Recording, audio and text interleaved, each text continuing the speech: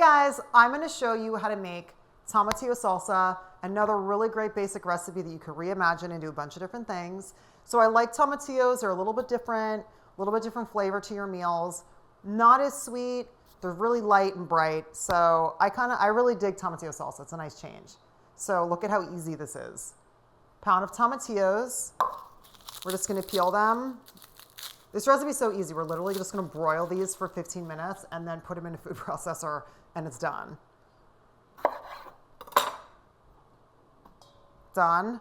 Now we're going to do 2 garlic cloves, half of a white onion, mix it with some olive oil and broil it for 15 minutes. Halfway through, give it a turn to make sure that they all get tender evenly.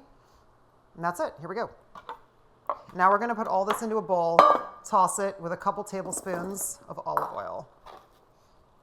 So easy. You don't have to be precious with this because it's going into a food processor. And I might need something to stir this with. That could help. 1 second. Okay, in the broiler, 15 minutes. So we have our beautifully charred vegetables. We're going to pop these into a food processor.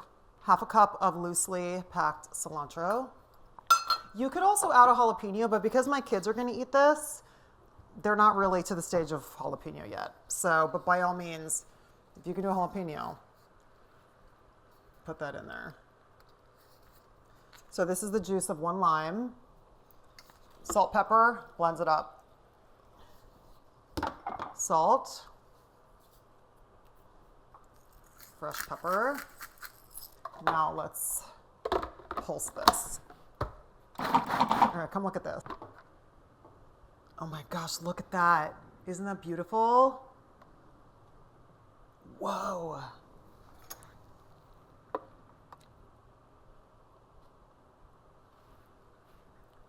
That's amazing, guys. It's different than regular salsa. That's what's so nice about it. It's light, it's elegant, it's not as sweet. That's really good.